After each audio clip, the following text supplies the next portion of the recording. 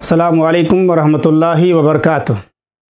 قربانی کا جانور ہو یا عام جانور ہو، اس کو ذبح کرتے وقت بسم اللہ پڑھنا فرض ہے۔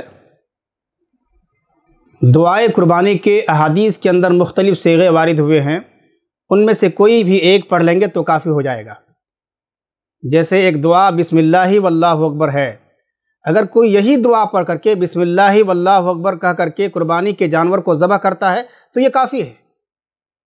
اسی طرح سے ایک دعا بسم اللہ واللہ اکبر اللہم منک ولک، یہ دعا ہے۔ بسم اللہ واللہ اکبر اللہم منک ولک، یہ دعا پڑھ کر کے بھی اگر کوئی قربانی کے جانور کو ذبح کرتا ہے تو کافی ہے۔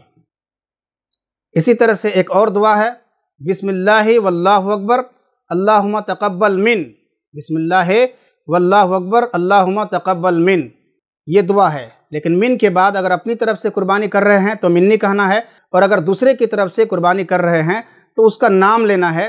جیسے اللہم تقبل من محمد محمود، محمد مقبول، یا جس کی بھی طرف سے قربانی آپ کریں گے اس کا نام لیں گے۔ بسم اللہ واللہ اکبر اللہم تقبل من، اور من کے بعد نام لینا ہے، اگر اپنی طرف سے تو منی، اور اگر دوسرے کی طرف سے تو اس کا نام لینا ہے۔ اسی طرح سے ایک مشہور دعا جو بڑی دعا ہے، مسند احمد حدیث نمبر 15022 کے اندر موجود ہے، لمبی دعا ہے، انی وجہت وجہی للذی فطر السماوات والارض حنیفا وما انا من المشرکین ان صلاتی ونسکی ومحیای ومماتی للہ رب العالمین لا شریک لہ وبذالک امرت لا شریک لہ وبذالک امرت وانا اول المسلمین۔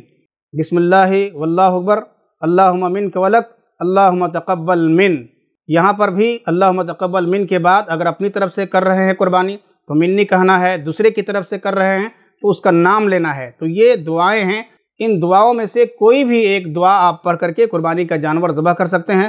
اللہ تعالی ہم تمام مسلمانوں کو ان دعاؤں میں سے کوئی ایک دعا پڑھ کر کے قربانی کا جانور ذبح کرنے کی توفیق عطا فرمائے۔ آمین۔ وصلی اللہ علی نبینا محمد و آلہ وصحبہ اجمعین۔